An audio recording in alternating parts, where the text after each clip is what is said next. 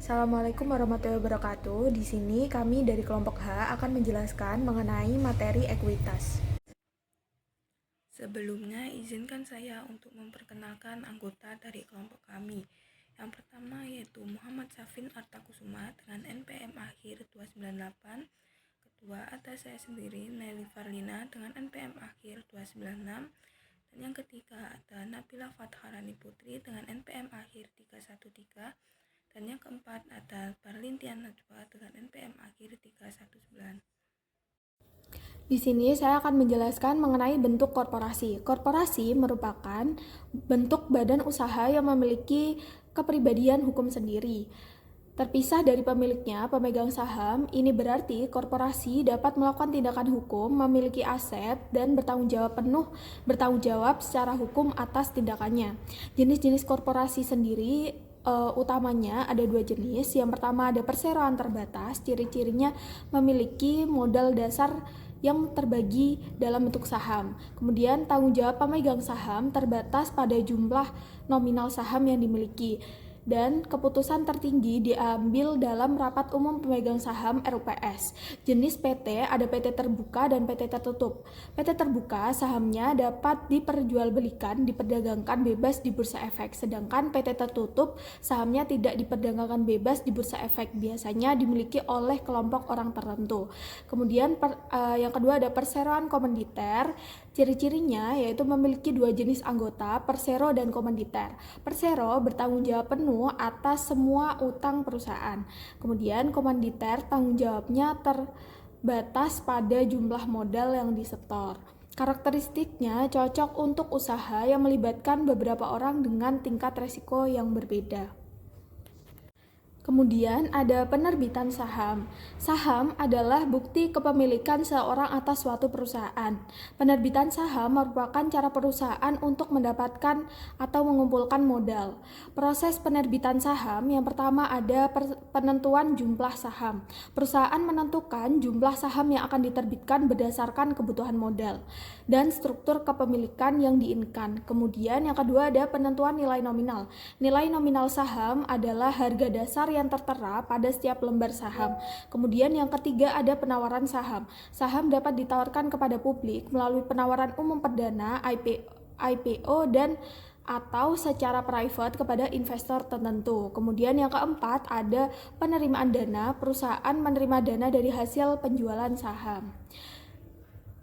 Kemudian ada jenis-jenis saham, yaitu saham biasa dan saham preferen. Saham biasa memberikan hak suara dalam RUPS dan hak atas dividen. Kemudian saham preferen memiliki hak istimewa tertentu seperti hak pertama atas dividen atau hak klaim lebih dahulu atas aset perusahaan jika mengalami perusahaan dilikuidasi. Kemudian tujuan penerbitan yaitu mengumpulkan modal, memperluas basis pemilik dan mendorong pertumbuhan dengan adanya modal baru. Kemudian faktor yang mempengaruhi harga saham yaitu kinerja perusahaan, kondisi ekonomi, sentimen pasar, dan permintaan dan penawaran. Berikut untuk contoh soal saham preferen dan saham biasa. Di sini PT Maju Jaya memiliki 1 juta lembar saham yang terdiri dari 800.000 lembar saham biasa dan 200.000 lembar saham preferen. Pada akhir tahun, perusahaan memperoleh laba bersih sebesar 1 miliar jika dividen untuk saham preferen sebesar 10% dari nilai nominal saham yang 1.000 per lembar. Berapakah dividen yang diterima oleh pemegang saham biasa? Di sini kita hitung dulu dividen saham preferen dengan cara 200.000 lembar dikali dengan harga per lembarnya tadi 1.000 dikali 10% dihasilkan 20 juta. Kemudian sisa laba untuk saham biasa yaitu 1 miliar tadi dikurangi dengan 20 juta yaitu 980 juta. Kemudian dividen per lembar saham biasa yaitu 980 juta per 800.000 lembar dihasilkan 1.225 per lembar. Jadi dividen yang diterima oleh pemegang saham biasa adalah 1.225 per lembar. Perkenalkan, nama saya Nabila Fatkarani Putri dengan NPM 313. Pelaporan saham treasury. Pembelian saham treasury. Dua metode yang dapat diterima. Satu, metode biaya. Lebih banyak digunakan. Dua, metode nilai normal atau nilai ditetapkan. Saham treasury menurunkan ekuitas. Ilustrasi contohnya, usaha Pasifik telah menerbitkan 100 lembar saham biasa dengan nilai nominal $1 dengan harga $10 per saham. Selain itu, laba ditahan sebesar $300 pada tanggal 20 Januari 2015. Perusahaan Pasifik memperoleh 10.000 lembar saham pada $11 per saham. Pasifik mencatat rekulisasi perolehan kembali sebagai berikut. Treasury share 110, cash 110. Kelompok ekuitas pemegang saham untuk perusahaan Pasifik setelah pembelian saham treasury. Penjualan saham treasury ada dua, yaitu 1. Di atas harga pokok, 2. Di bawah harga pokok.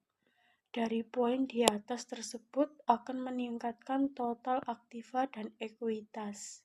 Ilustrasi contohnya yaitu penjualan dari atas. Pasifik memperoleh 10.000 lembar saham treasury $11 per saham. Dijual 1.000 lembar saham pada $15 per saham pada tanggal 10 Maret. Pasifik mencatat jumlah sebagai berikut. Cash 15.000, treasury share 11.000, share premium treasury 4.000, dan penjualan dari bawah. Pasifik menjual tambahan 1.000 lembar saham treasury pada tanggal 21 Maret sehingga $8 per saham. Maka pencatatan penjualannya sebagai berikut. Cash 8.000, share premium treasury 3.000, treasury share 11.000. Selanjutnya, penarikan saham treasury. Hasil keputusan menghasilkan 1. Pembatalan saham treasury. 2. Pengurangan jumlah saham-saham yang diterbitkan. Penarikan saham treasury memiliki status sebagai saham yang diotorisasi dan saham yang belum diterbitkan. Selanjutnya, di sini bisa kita lihat terdapat contoh penyajian ekuitas, laporan posisi keuangan, konsolidasi, perusahaan listrik negara, dan entitas anak. Selanjutnya, di sini kita bisa lihat juga terdapat contoh penyajian laporan perubahan ekuitas, konsolidasi, perusahaan listrik negara, dan entitas anak. Selanjutnya yaitu penyajian pada etap. Laporan laba rugi dan saldo laba jika digabung dapat disajikan sebagai pengganti laporan laba rugi dan laporan perubahan ekuitas jika perubahan ekuitas hanya muncul karena 1. Laba rugi, 2. Pembayaran dividen, 3. Koreksi kesalahan periode lalu, dan yang keempat yaitu perubahan kebijakan akuntansi. Laporan perubahan ekuitas etap menyajikan yang pertama laba rugi tahun berjalan, kedua pendapatan dan beban yang diakui langsung dalam ekuitas, ketiga pengaruh perubahan kebijakan akuntansi dan koreksi kesalahan, dan yang keempat yaitu rekonsiliasi jumlah tercatat awal dan akhir periode dari komponen ekuitas. Selanjutnya yaitu analisis ekuitas. Ada 3 yang dapat diperhitungkan dalam analisis ekuitas. Yang pertama yaitu tingkat pengembalian terhadap ekuitas, ataupun cara menghitungnya yaitu dengan cara laba bersih dikurangi dengan saham preferen dibagi dengan rata-rata ekuitas saham biasa. Dan yang kedua yaitu rasio payout, ataupun cara menghitungnya yaitu dengan cara ekuitas pemegang saham biasa dibagi dengan saham biasa yang beredar. Dan yang terakhir yaitu nilai buku per lembar saham, ataupun cara menghitungnya dengan cara dividen kas dibagi dengan laba bersih dikurangi dengan saham preferen. Di slide ini terdapat contoh soal perhitungan tingkat pengembalian terhadap ekuitas, di mana PT XYZ memiliki laba bersih senilai 200 juta mengumumkan dan membayar dividen preferen sebesar 50 juta, dan rata-rata ekuitas pemegang saham biaya sebesar 1 miliar. Adapun penyelesaiannya yaitu dengan cara 200 juta dikurangi dengan 50 juta dibagi dengan 1 miliar, hasilnya yaitu 15%. di mana 15%-nya ini merupakan rasio yang menunjukkan seberapa banyak dolar dari laba bersih yang diperoleh perusahaan untuk setiap dolar yang diinvestasikan pemilik. Dan selanjutnya di slide ini terdapat contoh soal perhitungan rasio payout, di mana PT XYZ memiliki dividen kas sebesar 200 juta dan laba bersih sebesar 500 juta dan tidak ada saham preferen beredar. Adapun penyelesaiannya yaitu dengan cara 200 juta dibagi dengan 500 juta sama dengan 40%, di mana 40% ini menunjukkan rasio pendapatan yang diperoleh investor atas laba bersih perusahaan. Dan yang terakhir yaitu contoh soal perhitungan nilai buku per lembar saham, di mana PT XYZ memiliki 500.000 lembar saham biasa beredar dengan total nilai sebesar 300 juta. Adapun penyelesaiannya yaitu dengan cara 300 juta dibagi dengan 500.000 sama dengan 600, di mana 600 ini merupakan jumlah yang akan diterima oleh tiap lembar saham jika perusahaan dilikuidasi berdasarkan jumlah yang dilaporkan pada neraca. Permasalahan akuntansi menentukan jumlah dividen yang tepat untuk dibayarkan adalah keputusan manajemen keuangan yang sulit. Perusahaan yang membayar dividen sangat enggan untuk mengurangi atau menghilangkan dividennya. Selain itu, jenis pemegang saham yang dimiliki perusahaan, kena pajak atau tidak kena pajak, investor retail atau investor institusi memainkan peran besar dalam menentukan kebijakan. Sedikit perusahaan yang membayar dividen dalam jumlah yang setara dengan laba ditahan yang tersedia secara hukum.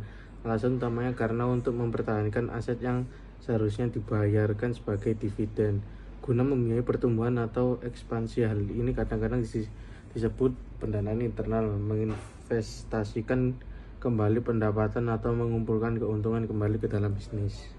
Yang berkaitan dengan dividen, kondisi keuangan dan pengembangan dividen. Pengelolaan suatu perusahaan yang efektif memerlukan perhatian lebih dari sekedar legalitas pembagian dividen. Manajemen juga harus mempertimbangkan kondisi perekonomian dan yang terpenting likuiditas. Asumsikan situasi ekstrim seperti yang ditunjukkan pada ilustrasi 15.8. Berikut contoh laporan posisi keuangan. Pelaporan yang berkaitan dengan dividen. Jenis dividen perusahaan umumnya mendasarkan pembagian dividen pada akumulasi laba, yaitu laba ditahan atau pada item ekuitas lainnya seperti premi perusahaan. Dividen adalah dari jenis berikut: dividen tunai, dividen properti, likuidasi, dividen bagikan dividen. Dividen tunai yang diumumkan adalah suatu kewajiban karena pembayaran umumnya diperlukan segera. Maka biasanya ini merupakan kewajiban lancar. Perusahaan menggunakan entry berikut untuk mencatat deklarasi dan pembayaran dividen biasa yang dibayarkan secara tunai. Misalnya Roadway Freight Corp pada tanggal 10 Juni mengumumkan dividen tunai sebesar 50% saham atas 1,8 juta lembar saham yang dibayarkan pada tanggal 16 Juli kepada seluruh pemegang saham yang tercatat pada tanggal 24 Juni. Dewan Direksi memberikan suara pada pengumuman dividen tunai. Setelah resolusi disetujui, Dewan mengumumkan dividen, namun sebelum membayarnya, perseroan harus menyiapkan daftar pemegang saham terkini. Oleh karena itu, biasanya terdapat jeda waktu antara deklarasi dan pembayaran.